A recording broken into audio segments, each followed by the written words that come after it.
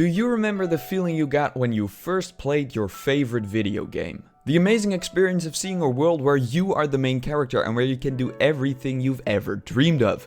You'd probably like to relive that experience, don't you? So what if I told you that after watching this video, you'll be able to get that feeling again? You might think that that's not possible because it has to do with nostalgia and games not being the same as back then, but it's actually quite simple. So to help you get that feeling back, I made a list of 4 tips that really help me appreciate games in ways I never thought I could. And I'm going to share them with you so you can do the same. And especially the last tip is going to be a game changer, no pun intended, so you probably want to stick to the end to get that one. For starters, it's time to get you out of that little comfort zone of yours. If all you do now is just play Call of Duty for 12 hours a day, get the f*** out the house. And when you get back, you should go ahead and try a different genre of games for a change. If you usually play shooters, you could play it safe at first and start with trying an action-adventure game. Or you could just completely step out of your comfort zone and give a JRPG a try. And I hear you thinking, why would I do that? I'm not a f***ing nerd. And that's what I thought at first too, but it turns out it's pretty fun. Up until 2020, I had never played a JRPG before, but that all changed when I played the Final Fantasy VII Remake demo. I was just scrolling through the PlayStation Store one day and found the demo coincidentally, so I thought I'd just give it a go even though I wasn't sure whether I was gonna like it or not. And for some reason, it just clicked with me. And when the game released, I ordered it as quickly as I could. Now after playing through it and even getting a platinum trophy on it, I can safely say that this is my favorite video game of all time. And I never would have known if I would not have given it a chance. This game also opened the door to a whole new genre for me, and I got really excited to try Persona 5, which, after completing it, is in my top 3 games of all time as well. So what I'm trying to say is, don't knock it till you tried it. But there's a good chance you're watching this video knowing you're not gonna play games like that because you can't play them with your friends. And if so, congratulations, you've got a social life, but you are limiting yourself. I would definitely recommend trying a single player game for a change. Following a story or overcoming a challenge by yourself is a feeling that cannot really be replicated in a game like Fortnite, for example. Because I mean, sometimes the storytelling in games is even better than in blockbuster movies, and playing through said stories can really work as some chill time by yourself and can be very therapeutic in a way. It definitely has a sense of magic that I think every gamer should experience at least once. And if you're brave enough to play a single player game, get ready to lose your shit, because it's time to bump up the difficulty. Instead of playing on normal or easy mode, go ahead and challenge yourself with hard or even master difficulty. Don't get me wrong, there's nothing wrong with playing on easier difficulties, but if your old games are getting stale, challenging yourself will definitely help you gain some new interest in your old games. But if you'd rather play something else, go ahead and buy a game notorious for its difficulty. The barrier of getting into these may seem high, but it's absolutely worth a shot. I recently started playing Sifu, and let me tell you, if PS5 controllers weren't so expensive, they would have gone absolutely flying at the start of my playthrough. Prime example.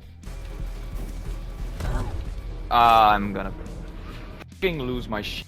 But when I started getting the hang of the controls, the game started to feel so incredibly good, and I really started to appreciate the control design. And the feeling you get when overcoming ridiculously difficult challenges is amazing, and something you will definitely not get from playing f***ing Angry Birds, I don't know. But before we head to the final tip, if you're new here, my name is Gamefish and I love making videos about games or other aspects of the gaming industry that I find interesting or that I think don't get the attention they deserve. And I always try to give my videos a funny twist. So if you'd like to learn something about games you didn't know or want to find some new games to play, please consider subscribing so we can have some more fun together in the future. So my final and probably most useful tip is to start playing old shit. Maybe you've got an old PS2 laying around, or a Wii you never sold, or maybe even a Nintendo Entertainment System your dad used to play with. Trust me, playing older games will give you a completely different view of the medium, and it can give you a whole new appreciation for the evolution video games went through. It absolutely worked for me. I played on the Wii quite a bit when I was like 14, which was a considerable amount of time after the Wii peaked. But even though I owned a PS4 at the time, I still had fun with some of my old Wii games. And one day I decided I wanted to play a game I vaguely remembered playing at a friend's house, so I decided to order it secondhand. For those curious, it was Mario Party 8. Don't judge, I just like Mario Party, okay? And when I received it, I thought, I can still have so much fun with these older games and consoles, so why not try out more? And that's exactly what I did. Over the years, I grew a big passion for older games, which has severely impacted the way I look at games now. And in doing so, I also found it's a lot cheaper than constantly buying $70 games. Most of the times.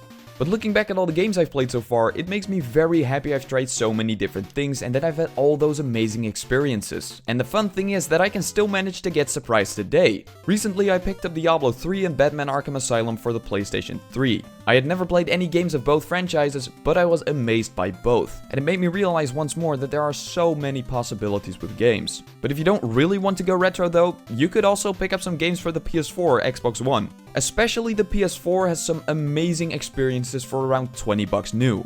Just remember, you don't always have to play all the new stuff. There's definitely quality to be found in each console generation, so why limit yourself to just the current one? And that's what I think is the problem with gaming right now. It's just getting way too much shit. I've seen a lot of videos criticizing the quality of the current generation, and it just leaves me wondering, why the f are you complaining? There's some things about modern gaming that aren't great, but you can't just generalize that to gaming as a whole. There's still so much good stuff coming out. And even if current generation games were bad, you can still go ahead and play older games. It really pisses me off that people are claiming that video games have just become boring and that you can't enjoy them anymore as an adult, while the only thing that is holding them back from having fun with video games is themselves. Okay, that's enough of me ranting, but what I'm trying to get at is that a lot of people that are making these claims, quite frankly, do not know what they're talking about. And the way they're talking about video games is not going to solve anything. So don't let anyone tell you games aren't fun anymore, when all you need to do to start enjoying them again is to just play them, and I mean really play them. And then I guarantee you too will be able to get that feeling again you had when you first played your favorite video game. So hopefully this video encouraged you to get back into it, and if so, let me know what game you're gonna play next in the comments below. And if you want to learn something about a game you might not have played before, might I suggest this video about the Mario Party game that started the downfall of the entire franchise. Nou, dat was hem volgens mij al.